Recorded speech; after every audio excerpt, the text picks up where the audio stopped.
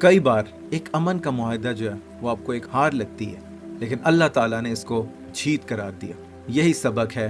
حدیبیہ کا۔ السلام علیکم۔ آج بات کریں گے قرآن کی 48 سورہ الفتح، جس کے معنی جیت کے ہیں۔ یہ ایک مدنی سورت ہے اور اس کا جو ریویلیشن آرڈر ہے وہ ہے 111۔ سب سے پہلے اس میں بات کر لیتے ہیں فتح المبین کی، ایک واضح جیت، ایک کلیئر وکٹری کی۔ تو یہ ایک خوشخبری تھی کہ مسلمان جو ہیں وہ مکہ کو فتح کر لیں گے۔ اور پھر اس میں ذکر ہوتا ہے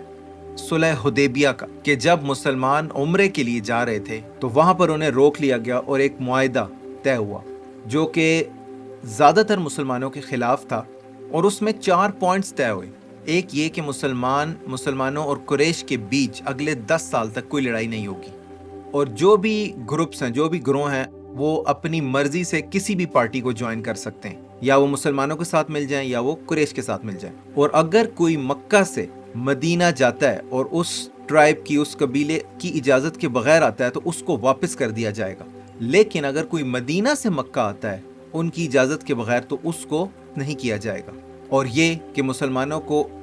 اس سال واپس جانا پڑے گا اور اگلے سال وہ آ سکتے ہیں، اور 3 دن کے لیے ان کے لیے جگہ خالی کر دی جائے گی مکہ میں، اور وہ عمرہ کر سکتے ہیں۔ اور اسی معاہدے کی وجہ سے ایونچولی مسلمانوں نے مکہ کو فتح کر لیا تھا۔ پھر منافقوں کا کچھ ذکر آتا ہے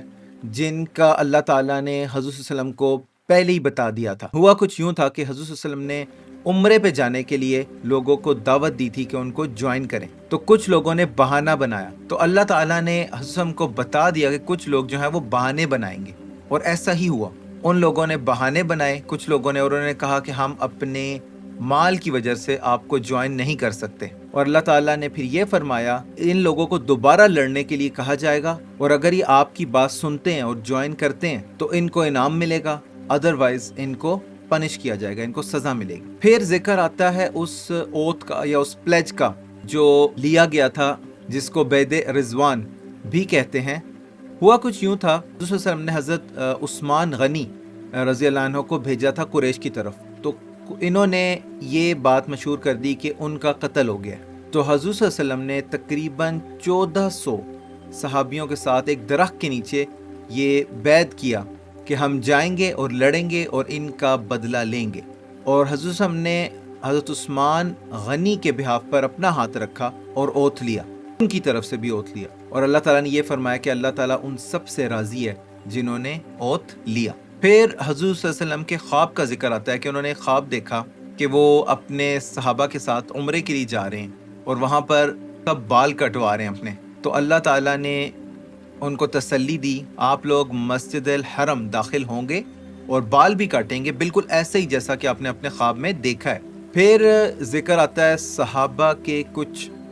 صفات کا، صحابہ کے بارے میں کچھ باتیں آتی ہیں کہ یہ بہت سخت ہیں کافروں کے ساتھ، اور آپس میں ایک دوسرے کے ساتھ بہت نرم ہیں، اور یہ کہ وہ کم تھے تعداد میں لیکن ان کی تعداد بڑھتی گئی، اور ان کی مثال ایسی ہے جیسے ایک درخت کی ہے کہ وہ چھوٹا شروع ہوتا ہے اور پھر